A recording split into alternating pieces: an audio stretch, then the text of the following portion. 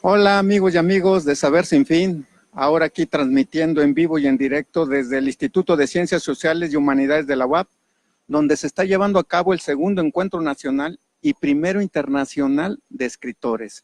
Hoy en la mañana fue muy emotivo las palabras que se dieron con motivo de este encuentro y ahorita me encuentro aquí con dos grandes personalidades de la literatura sobre lo cual vamos a platicar sobre estos vocablos inquietos. Aquí tenemos a Roxana Zubieta, que es un honor para mí entrevistarla. Es presidenta de la Academia Nacional de Literatura. Entonces, imagínense a quién voy a entrevistar, a una gran personalidad que nos visita desde Cuernavaca. Aquí a mi lado derecho tenemos a Edith Barrios, quien es escritora, tallerista, conferencista, pintora, cronista, editora y editorialista. También nos visita de Cuernavaca. Entonces, vamos ahorita a cederle la palabra a Roxana, que nos platique un poquito acerca de la literatura aquí en México. Ha ido en auge, ha ido demeritando. ¿Cómo ves a la gente joven escribiendo poesía, cuento, ensayos? ¿Qué nos puedes decir al respecto, Roxana, tú como presidenta? Gracias antes que nada por esta invitación. Estoy muy contenta ahora aquí en esta hermosísima ciudad de Puebla. Y pues mira, lo que yo te puedo comentar es que creo que en las últimas fechas hay una gran efervescencia en el mundo de la literatura. Los jóvenes ya se están interesando mucho en escribir y en poder expresar, precisamente a través de talleres de creación literaria, pues expresar sus emociones y sus sentimientos. He observado que a lo largo de este año han habido muchísimos encuentros de escritores y poetas a todo lo largo y ancho del país. Algunos hemos podido asistir, como en San Luis Potosí, como en Tlaxcala, en Veracruz también, y me he encontrado, por ejemplo, con un niño que se le llama el pequeño diamante, que se llama Marcos, que tiene 12 años y es un gran poeta y escritor. Entonces yo creo que eso sí nos da mucho gusto, porque vemos fortalecida esa parte que debemos todos de motivar a nuestros niños y a nuestros jóvenes en el mundo de la creación literaria. Yo creo que ahorita está viendo esa efervescencia, quizá por la falta de comunicación, aunque hay mucha comunicación a través de las redes sociales, pero esa comunicación directa, ¿sí? de poder manifestarse a través de un relato, de una narración, de un ensayo, de un cuento o de una poesía. Creo que sí estamos en un momento que debemos de aprovecharlo para seguir incentivando a nuestros jóvenes en la creación literaria. Gracias, Roxana. Retomando un poco lo que dice Roxana, Edith, hoy en día vimos muchos jóvenes aquí en la inauguración. Tú platícanos un poquito de gente que yo me encuentro en estos círculos de escritura, de poesía, de taller. También me encuentro gente, pues ya no tan joven como yo, que también está incursionando en las letras a los 40, 50, incluso a los 60 años, y también se me hace interesante. Platícanos tú, ¿cuál es tu público como tallerista en tu experiencia? Buenas tardes, mi nombre es Edith Barrios Rodríguez. Efectivamente es muy interesante.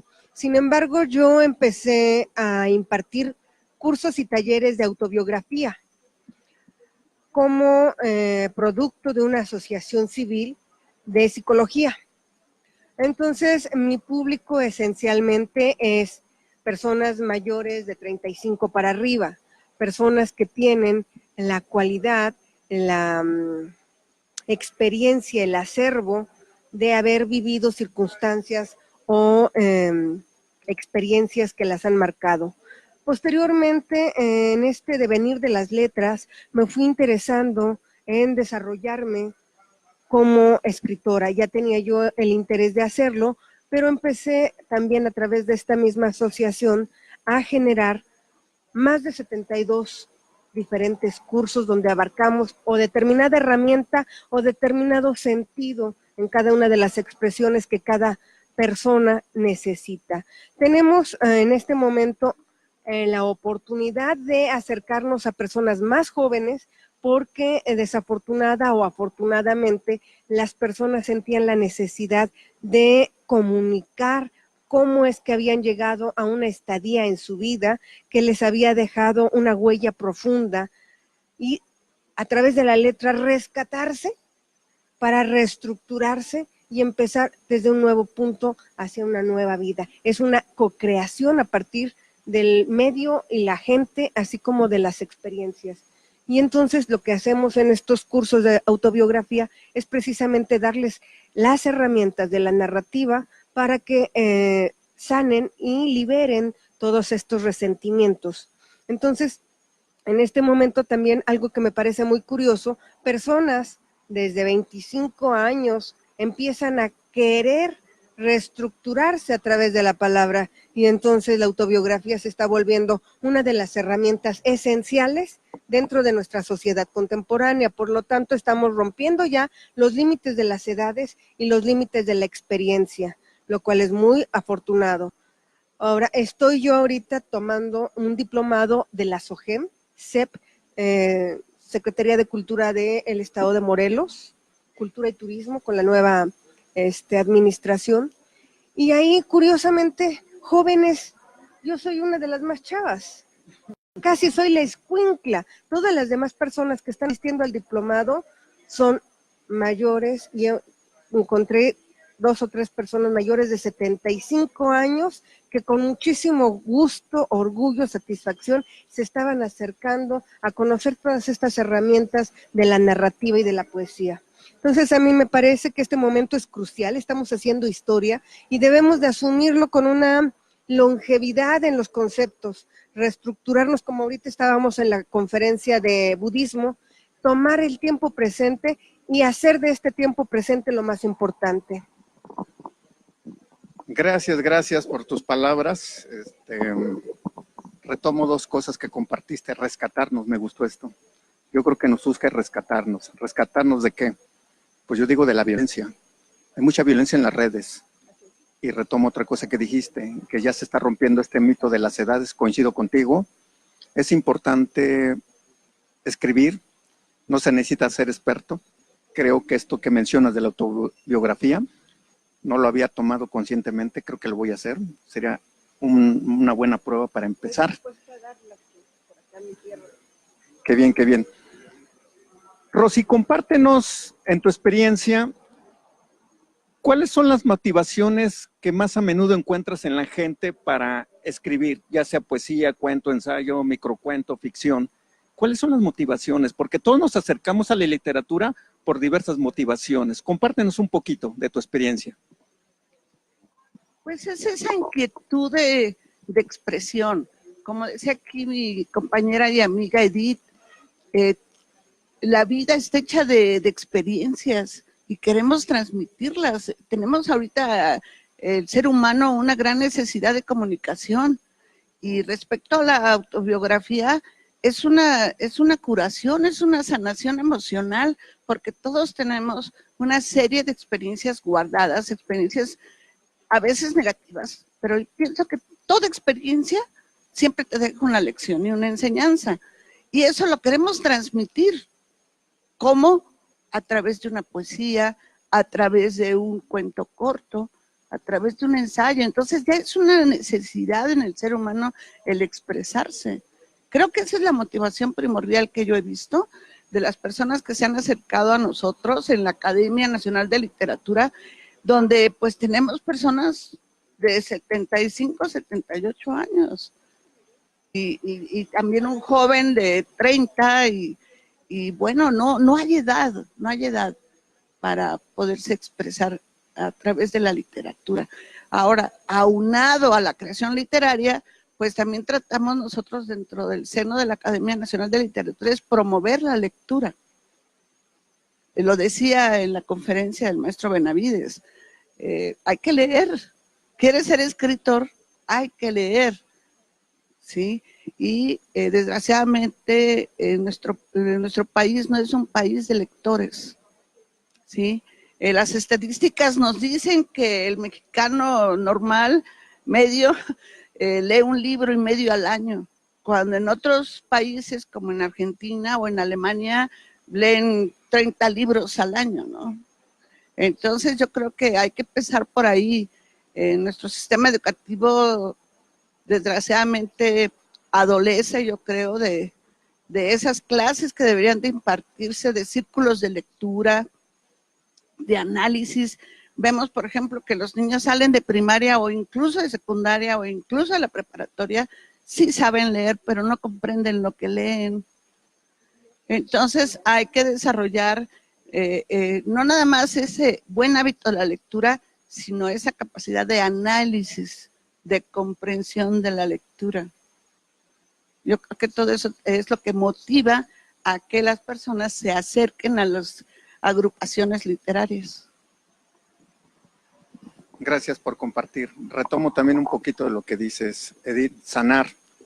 Recuerden que hoy en día, más que nunca, las emociones aflictivas, negativas, como le quieras llamar, están a flor de piel, yo lo veo, y es importante expresarlas. Tal vez no me voy a decir correctamente, pero también la literatura, el escribir sirve de alguna manera de terapia. Cuando tú escribes, verdaderamente tu imaginación fluye y verdaderamente hay muchos temas de donde escoger.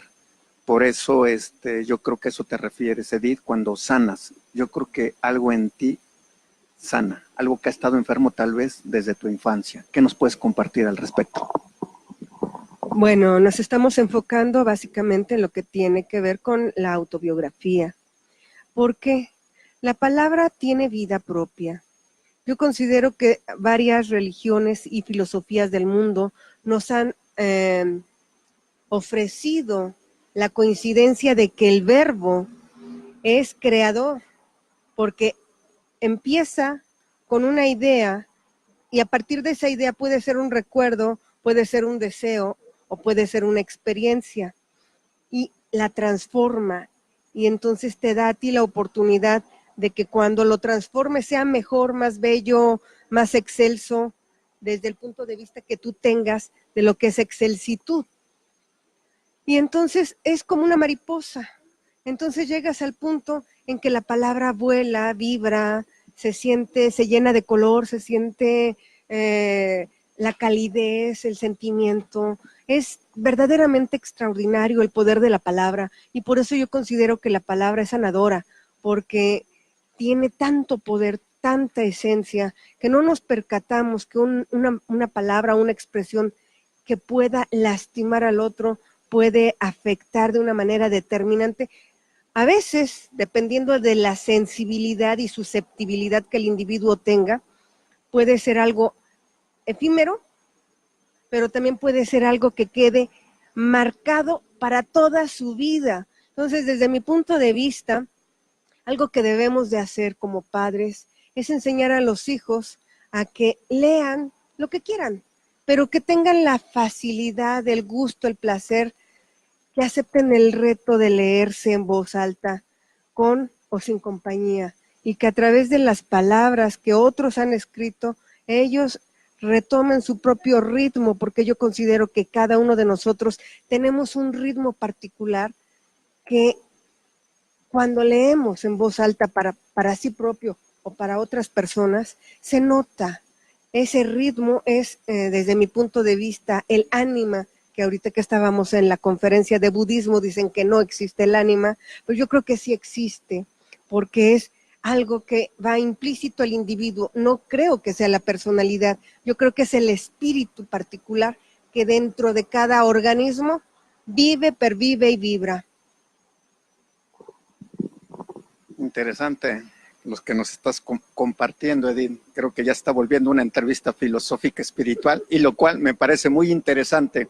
Rosy, compártenos algún mensaje o de qué manera los padres pueden acercar a sus hijos a la lectura, que considero que se está perdiendo esto. Retomando que 1,5 libros al año me parece gravísimo, ¿no? Creo que no lo hemos logrado subir, ¿no? A 2. Entonces esto me parece grave, ¿no? Entonces compártenos de qué manera, porque algo que encuentro yo a menudo es que los padres ponen a leer a sus hijos y ellos no leen, entonces hay una contradicción. Claro, uno educa con el ejemplo. Si los niños ven que sus padres leen, ya eso es un magnífico ejemplo. Pero pienso que lo más valioso que tenemos los seres humanos es el tiempo. El tiempo es vida. Y yo lo que les digo cuando asistimos a escuelas, por ejemplo, a primarias, secundarias, como solemos hacer, yo los invito siempre a que sepan el verdadero valor del tiempo y cómo usarlo. Y creo que eso es lo que los padres deben de inculcarle a sus hijos. Tiempo para el descanso, tiempo para jugar, tiempo para estudiar, tiempo para convivir con los amigos o con la familia y tiempo para uno mismo, tiempo para leer, ¿sí? Es hacer nuestros horarios y así ir formando poco a poco el hábito de la lectura. A lo mejor con un niño pequeño es más fácil porque desde pequeñito le vamos a ir leyendo cuentos y en cuanto ya sepa leer y empiece a comprender la lectura, invitarlo a que lea o que nos lea. Un ejercicio muy bueno es, por ejemplo, en las bibliotecas. Nosotros hemos instalado en Morelos ya 14 bibliotecas comunitarias a través de donación de libros de la ciudadanía. Y invitamos a los niños o a los jóvenes que le lean a los adultos mayores que no pueden leer porque ya tienen la vista cansada, ya les molesta usar lentes. O al revés, que el adulto mayor, que a veces tiene demasiado tiempo libre, acude a una biblioteca a leerle a los niños y a los jóvenes. Creo que ese es un buen ejercicio y una buena manera de empezar a interesar a los niños y a los jóvenes en la lectura y a crearles el hábito de leer. En la medida que leamos, pues nuestra imaginación se abre. El libro es la mejor herramienta para la imaginación. Y yo, por ejemplo, les digo, no es posible que haya personas, incluso universitarias, que salen de la universidad, que conocen su profesión, pero no tienen una cultura general. ¿Por qué? Porque no leen. Y no se diga, son universitarios, se están titulando de determinada carrera, pero no conocen la historia de México. ¿Por qué? Porque no leen. Y una de las, al menos para mí, una de mis grandes pasiones es la historia de nuestro país. ¿Cómo vamos a amar a México si no conocemos su historia?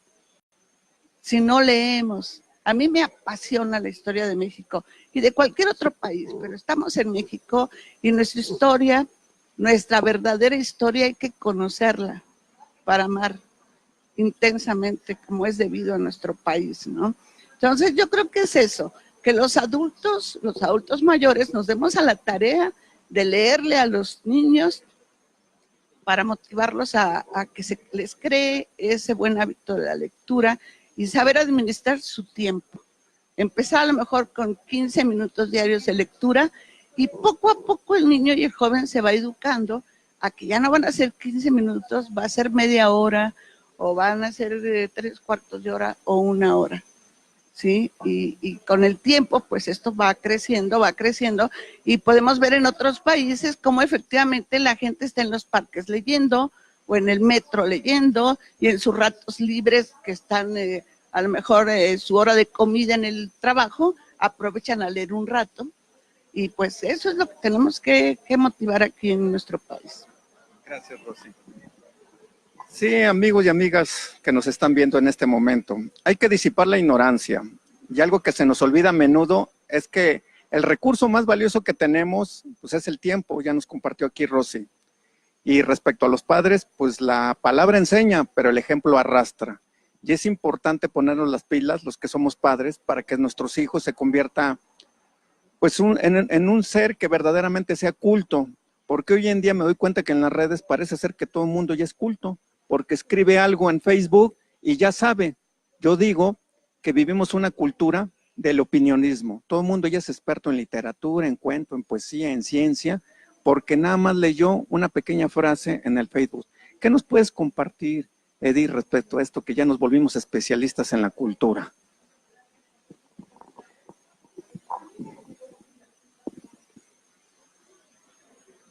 Bueno, yo creo que el problema de las redes radica principalmente, no precisamente en lo que tú comentas de que todos se sienten especialistas, sino que nadie tiene la convicción de aceptar que es ignorante de más del 90%. Entonces yo creo que lo único más importante en este rubro es que cuando conozcamos verdaderamente algo, compartamos esa información de manera fidedigna y tratando de apoyar la opinión o el pensamiento con una guía para que la otra persona que es nuestro interlocutor tenga acceso a esa misma información y pueda ampliar su perspectiva. Las redes no son malas porque nos están dando la seguridad para poder opinar y también nos está otorgando la facultad de observar lo que nos rodea, tanto en persona, situación, acontecimiento, evento, actividad. Nos estamos volviendo más observadores, quizás muy fugaces, pero más observadores.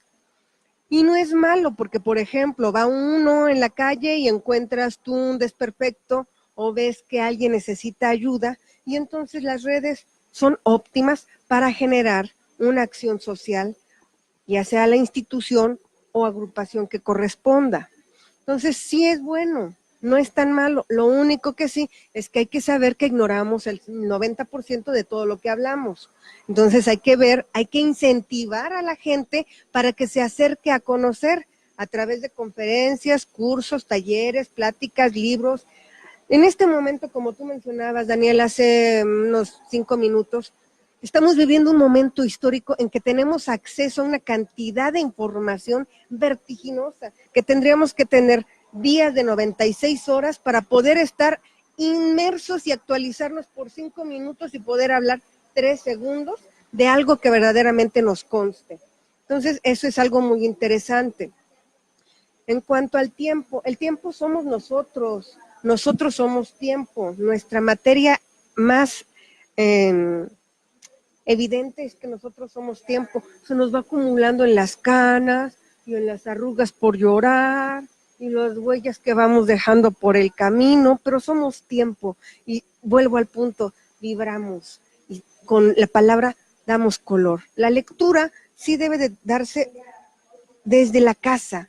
Debemos de sentarnos con el niño o los niños y hasta con las mascotas y hacer horas de lectura, ya sean minutarias, ya sean, pero hacerlo un hábito cotidiano, antes de dormir, antes de la comida, durante la comida, generar tertulias para las familias que son grandes. Yo, mi familia no somos muy grandes, somos mi hijo y yo, pero tratamos de compartir, aunque sea 5 minutos de lectura, algo que vio en la calle, algo que encontró en internet, algo que leyó por su parte de su escuela, o algo que yo estoy viendo a través de mis alumnos. Eso es importante, que se nos haga el hábito de la lectura en voz alta, con énfasis, dándole el espacio a cada respiración que lo que queremos comunicar implica. No perder la emoción al estar comunicando, al estar diciendo, al estar expresándonos. Eso también lo considero esencial. Gracias, Edith. Pues se pone muy intensa la plática, lo cual me parece sumamente interesante. Platícanos, Rosy, o más bien danos algunos tips de cómo ir empezando a conformar o estructurar un círculo de lectura, porque a menudo encuentro que tenemos una palabra en nuestro lenguaje. Es difícil, es imposible. Y entonces, pues si empezamos por ahí, nunca vamos a armar nada, ¿no? Yo creo que tú nos puedes compartir algo al respecto de cómo empezar tal vez una tertulia, como dijiste tú en casa. Me llamó la atención eso. Sí, porque a veces queremos un círculo de lectura como muy sofisticado, ¿no? Sí, entonces, compártenos un poquito. Pues es que es volver a las antiguas costumbres. Ahora puede haber una familia de 5 personas, papá, mamá, 3 hijos, y cada uno está en su computadora o en su laptop o en su celular y ya no hay diálogo, ya no hay conversación, ya no hay plática. Antes, cuando no existía tanta invento, no había ni el radio, ni menos la televisión, pues todos los días las familias se sentaban quizás alrededor de una chimenea a platicar cómo les había ido durante el día. Alguien tocaba a lo mejor un instrumento musical, alguien daba lectura a algo que había escrito, o la abuelita tomaba un libro y le leía a la familia. Esas eran las costumbres de antaño que yo siento que podemos volver a revivir. Ahora en esta vida actual, donde se vive tan deprisa, papá trabaja, mamá trabaja, los chicos llegan de la escuela, no hay quien los guíe, se encierran en sus recámaras, cada quien con su máquina. Entonces se ha perdido esa calidez humana. Ahora se hacen noviazgos cibernéticos. Y yo digo, bueno, pues si lo bonito era salir con el pretenso galán, verse a los ojos, que te dijera unas palabras poéticas al oído, caminar de la mano en el parque. Ahora no, ahora todo es a través de una pantalla. Entonces, no dudo que la tecnología es maravillosa, pero al menos yo sí siento un poco de nostalgia por aquellas costumbres que es a las que hay que volver. Pero si empezamos con los nietos, ya los que somos mayores, a crear esos círculos de lectura en casa, decir, ok, a lo mejor vinieron a pasarse el fin de semana con los abuelos, vamos a hacer diversas actividades, los voy a llevar a un museo, vamos a comer un helado, pero también vamos a darnos un espacio para sentarnos en la sala cómodamente, escondiendo los celulares de todos, para platicar, para conversar y para leer.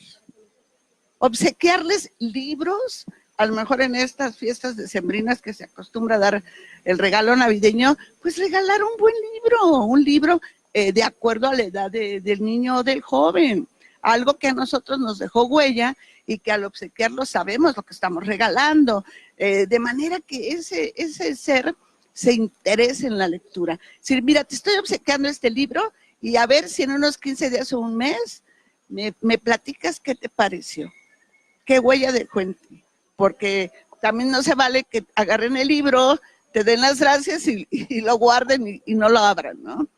Entonces creo que hay muchas formas de incentivar y motivar a los niños, incluso por ejemplo a través del cine. El cine es literatura, porque se tuvo que haber hecho un guión cinematográfico, nace de un cuento o de una novela, ¿no? Cuántas hermosas películas del séptimo arte están basadas en grandes obras literarias. A lo mejor el joven ve una película y le digo, ¿ya la viste? ¿Te gustó? ¿Qué te parece si ahora lees el libro? Y vas a ver qué gran diferencia, porque obvio que un libro a lo mejor de 400 páginas lo sintetizan en una película que dura 1 hora y que a veces no está tan bien realizada o transmitida a la pantalla cuando hay otras que sí, ¿no? Entonces yo creo que hay muchas formas, es despertar la curiosidad del ser humano, la capacidad de asombro que se ha perdido, ¿no? Saberlos motivar para que se inicien en la lectura. Gracias. A ver, Edith, retomando un poco de lo de la lectura de los libros, a veces cuando se quiere iniciar en este mundo, en este círculo, en estas tertulias, pues no tenemos idea, información, el conocimiento. ¿Qué libro nos podrías tú sugerir para un niño, no sé, de 8 o 10 años? ¿Qué podría empezar? Porque, por ejemplo, pues a lo mejor cometemos el error de a un niño decirle, lee el Rayuela, ¿no? De Cortázar, ¿no? Y ya el niño jamás va a volver a leer, ¿no? O más, porque a lo mejor le gusta toda esa serie de mundos. Sí, entonces compártenos, ¿no? Algo que sea menos denso, ¿no? O sea, ¿qué libros? Yo creo que la poesía es el principal medio para acercarse a los niños, por el ritmo, porque te atrapa, porque te envuelve, porque te lleva, porque te acaricia. Yo considero que para un niño nada como la poesía. Para un adolescente un poco de aventura, un poco de misterio, retos, acertijos. Eso es lo que creo. Ya los adultos estamos muy complicados y hay veces que leemos cosas, lo mismo que hacemos como autores, buscamos también como lectura, complejo, todo complejo, y no vemos que nuestra vida ya es bastante compleja. Sí, mira, respondiendo a la pregunta que acabas de hacer, yo me inicié como apasionada a la lectura a los 8 años, cuando precisamente el día de mi cumpleaños, mi madre me obsequió un libro que aún conservo, que es Las Mil y Una Noches. Yo dejaba todo, llegaba, comía, hacía mi tarea y dejaba todo lo demás para irme encerrada a leer Las Mil y Una Noches. Y viajé por esos desiertos y veía yo a los camellos y los sultanes y los palacios. Bueno, para mí fue maravilloso. Ese es un libro que se me hace extraordinario. Yo crecí leyendo el Libro de Oro de los Niños, El Tesoro de la Juventud, libros que ahora la gente dona porque ahí las tienen nuevecitos empolvándose en sus libreros, porque los niños y los jóvenes ya no leen eso o no les interesa, leen otros temas. Pero al menos yo crecí leyendo a Salgari, a Mark Twain, en fin, tanta literatura que hay infantil y juvenil, llena de aventuras, que tú vivías esas aventuras, ¿no? Entonces, eso es lo que hay que despertar en el niño, vuelvo a lo mismo, a esa capacidad de asombro, a ese olvidarse de los juegos electrónicos, que son para mí violencia pura, porque te enseñan a llegar a la meta, matando todo lo que te encuentras en el camino. Eso es lo que juegan los niños. En lugar de esos juegos electrónicos, pues ya no salen a jugar a la calle, aquellos juegos infantiles de antaño, ¿no? Entonces creo que depende de nosotros los adultos el motivarlos a los niños de ahora, a las nuevas generaciones, a que sean sensibles a todas estas herramientas.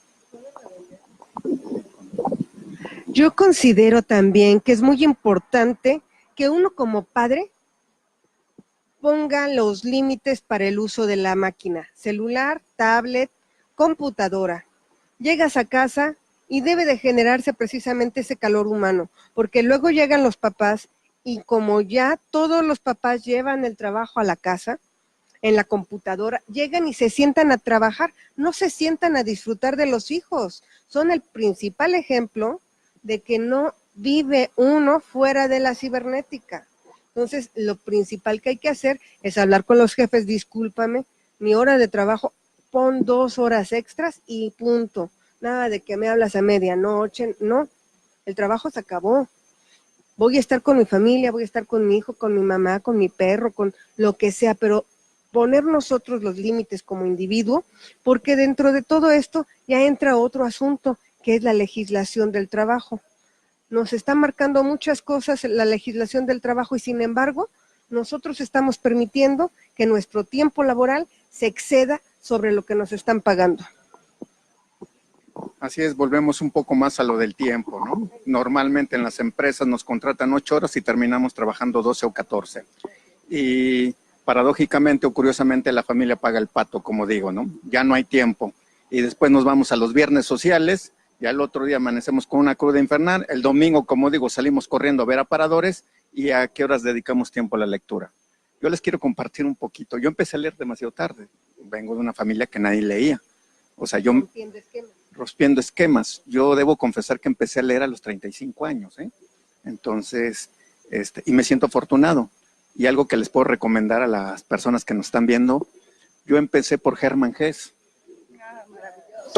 Tomé Demian y de ahí me seguí con todo lo que el señor escribió.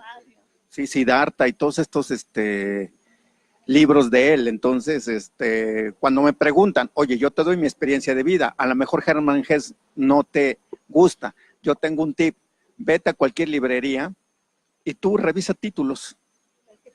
El que te late, y vas a ver que de ahí te nace el amor por la literatura. Ahora, para tus hijos, retomando lo que tú decías, yo sí le puse límites a mi hija cuando tenía 8 años, 10 años. Actualmente mi hija tiene 26, con el computador. Yo le decía, de tal a tal hora ves esto y de tal a tal hora lees. Entonces, para que no me hiciera trampa, porque mi esposa y yo trabajábamos, yo le pedí un resumen del libro. para ver si verdaderamente había leído, ¿no? Sí, y me hacía un resumen. A la fecha guardo en mi laptop todos los resúmenes. Hace como un año platicaba con ella y me dice, no, es que tú de niña me obligabas a leer, dice. Le digo, ¿pero qué tal? Dice, no, me ha ayudado bastante, dice, en la universidad, en el trabajo.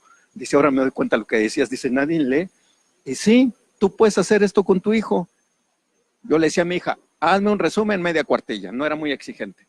Y entonces te das cuenta, le desarrollas acá a la persona. Pero tú también lee, porque si no vas a leer te va a decir, oye, y tú tampoco lees. Sí, yo me sentaba con ella y leía. Ella leía un libro X y otro, y luego compartíamos. Oye, ¿de qué trata ese libro? Ah, mira, y luego debatíamos. Ya más grande debatíamos. Oye, yo no estoy de acuerdo con esto, yo tampoco. Siempre dentro de un marco de respeto. Creo que dentro de la tertulia también es válido el debate. ¿Qué nos puedes decir? Por supuesto. Bueno, yo creo que voy a retomar. A mí me enseñaron a leer, me enseñó a leer mi papá. Todas las noches de 7 a 8 era pararme debajo de una lámpara con el super ratón. Esa fue mi primera lectura. La segunda lectura fue como tú, Las 1001 noches, me dijo mi papá. Son 1001 cuentos, uno por día. Obviamente, como sobrepasan los 21 días para la lectura y hacer hábito, obviamente se me hizo el hábito. Entonces, creo que esa es una manera de entrar con algo sencillo y después entrar con otra cosa un poquito más sofisticada que nos acerque a otros mundos. En cuanto a cómo generar esto del debate, sí es muy importante el compartir una perspectiva de lo que estamos recibiendo en base a la propia experiencia, porque además el escuchar a la otra persona estamos percibiendo el mundo en el que él está ingresando y lo que nos está aportando como esencia. Siempre manejo la palabra esencia, ¿verdad? Ya a lo mejor tengo que modificarla. A mí me parece eso que es muy interesante. Los niños necesitan que nos orienten cómo debemos de leer, porque luego nos paramos ante un público de 5 personas y sentimos que estamos ante el Papa que nos va a castigar porque no sabemos leer.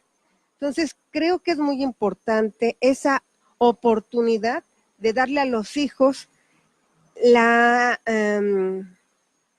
el foro, sería la palabra, para que se puedan permitir cometer errores de pronunciación, de nerviosismo, de no pronunciar adecuadamente, pero nosotros también observar que estemos pronunciando todas las letras que forman una palabra, porque luego leemos tan rápido que no nos damos cuenta que nos vamos comiendo o cambiando una por otra. Entonces, eso es muy esencial, hacer las tertulias en la casa, en la familia. En mi casa, cuando yo era niña, nada más éramos 3, mi mamá, mi papá y yo. Cuando venían mis medias hermanas, pues ya éramos más, pero por lo regular, la religión éramos 3. Ahora yo soy viuda y ahora la familia es de 2. Mi hijo, que ya está un poquito crecido, y su servidora y mi gata. Pero eso es lo que me parece a mí fascinante, la palabra. Cuando yo estoy leyendo, hasta mi gata se acerca a escucharme. Si un animal tiene esa sensibilidad, cuanto más un niño, si sabemos, como dice Roxana, incentivarlo, llamarle la atención, que crea, que vea la magia de la palabra, creo que vamos a estar haciendo un México nuevo y todos somos responsables de crear un México nuevo, de acercarnos a nuestra lengua, como el maestro Benavides estaba diciendo, de no aferrarnos a las cosas, como decía el maestro budista. Creo que todo es aplicable y todo nos converge hacia un punto que es la hermandad, la fraternidad a través de la letra. Gracias, interesante todo lo que nos compartes. Como dije al principio, es un privilegio estar entrevistándolas a ustedes dos, porque así nos da ideas, se nos expande la conciencia para verdaderamente hacer algo diferente. Yo estoy convencido con ustedes, creo que sí es posible transformar parte o mucho de la educación en México respecto a la cultura, respecto a la lectura, pero siempre digo, cada uno de nosotros tiene que hacer su parte. parece ser que a veces queremos que el país cambie y nosotros no hacemos nada, ¿no? Entonces, pues no es posible, es hasta de sentido común. Con un libro, amigo y amiga, que nos sintonizas en este momento, que empieces a leer, créeme que va a empezar el cambio. No te busques un libro denso si nunca has leído, porque seguramente a las primeras páginas lo vas a dejar. Búscate libros pequeñitos y de ahí vas a ver que le agarras el hábito. Algo que te interese, que nadie te imponga. Te podrán recomendar autores, revísalos. Y si no te laten, está bien. Tal vez más adelante los retomes, ¿no? Yo en un principio me recomendaron Cortázar. No, los primeros libros que leí no entendí nada. Pues claro, no estaba familiarizado. Años después los volví a retomar y créeme que apenas empiezo a comprender lo que planteaba Cortázar. Debo ser honesto. Entonces, pero no desesperes. Hay infinidad de autores, infinidad de lecturas, ¿no? Y fíjate algo que quiero compartir con nuestro público, con ustedes. Yo no tengo un círculo como tal, pero sí me reúno con personas que leen. Yo soy el que menos leo de todos los que conozco. Tengo una amiga que lee un libro por semana, y no libros pequeños, ¿no? Y apenas me invitó a su casa, estuvimos charlando, ni íbamos a compartir. Me invitó una copa de vino para hablar de otros tópicos. Terminamos hablando, no sé, 2 horas sobre los textos de los sobrevivientes de los Andes. Y se sorprendió porque los había leído. Y ella pensó, como soy practicante budista, que nada más leía budismo. Le digo, no, sí leo otros autores. Y me dice, oye, es que es interesante lo que planteas, la perspectiva que yo no he leído sobre los sobrevivientes de los Andes. Le digo, sí, es interesante. Entonces, ¿qué les quiero decir con esto? Que cuando tú lees, puedes tornarte o compartir un momento, se puede ampliar. Para no hacerte el cuento largo, charlé con ella 6 horas consecutivas. Qué maravilla. Qué maravilla, es lo que te decía hace rato. Ya se ha perdido ese placer de la conversación, pero viéndonos a los ojos, tomándonos de la mano, brindando con una copa de vino. Exacto. No es lo mismo que estar dialogando con alguien a través de una máquina, no, para nada. Así que, bueno, pues ese es el tenor en el que estamos, ¿no? Redescubrir el placer de la lectura, el solaz, el relajamiento que te produce leer un buen libro, el comentarlo con los amigos. Todo esto pues también fortalece los lazos de amistad cuando tenemos temas interesantes que compartir. Así que pues ese es nuestro camino de todos los escritores y poetas. Promover la creación literaria y promover la lectura. Bueno, yo quisiera seguir con esta conversación. Siempre es interesante conocer gente que ha leído, gente que comparte, gente sencilla, gente bella como ustedes, pero tenemos que ir, gente inquieta, como los vocablos, inquietos. Para ir cerrando el programa, quisiera que pues, nos dieran alguna reflexión, alguna conclusión de lo que hemos estado platicando para despedirnos de nuestro público que nos ve en este momento. Edith. Bueno, yo para empezar estoy muy agradecida de esta oportunidad de compartir con mi gente de mi ciudad, porque yo nací aquí en el Hospital Aro Tamariz hace más de una semana. Y estoy muy emocionada. Estoy verdaderamente emocionada de regresar a mi ciudad con gente que yo quiero, que aprecio, que es muy importante en mi vida, y en un evento de una actividad que para mí ha sido casi mi sangre, que es leer y que es escribir, que también es pintar. Soy pintora, soy escultora, soy artesana, soy una persona sumamente inquieta, siempre estoy maquinando cosas, creando cosas. Entonces yo creo que la principal aportación a este respecto sería: permítete tú ser, vive, atrévete, pruébate.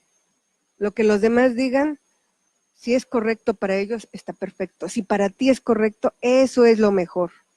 Lee lo que tú consideres que te llame la atención, que te va a formar, que te va a aportar. Atrévete a experimentar con la palabra, con la forma, con el sonido, el color, y vive. No dejes de vivir, porque solamente tenemos un instante cada vez, y cada instante, igual que los centavos, van haciendo el millón o la eternidad. Gracias, Edith. Roxana. Pues yo lo único que puedo decir es que recuerden siempre que un libro es la mejor herramienta para el conocimiento, y que un libro es el tapete mágico de la imaginación, y que si quieren vivir en ese mundo maravilloso de la lectura, pues tomen o retomen el hábito. Y la vida cambia totalmente cuando uno empieza a leer. Eso es todo lo que les puedo decir. Y de esa manera también se crea ciudadanía, que es lo que nuestro país necesita. Educación para crear ciudadanía y podamos ser mejores ciudadanos.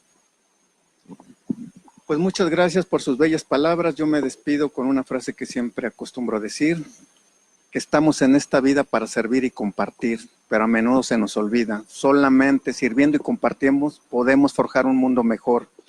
Les recuerdo que continúa el encuentro nacional e internacional de escritores aquí en la Facultad de Ciencias Sociales.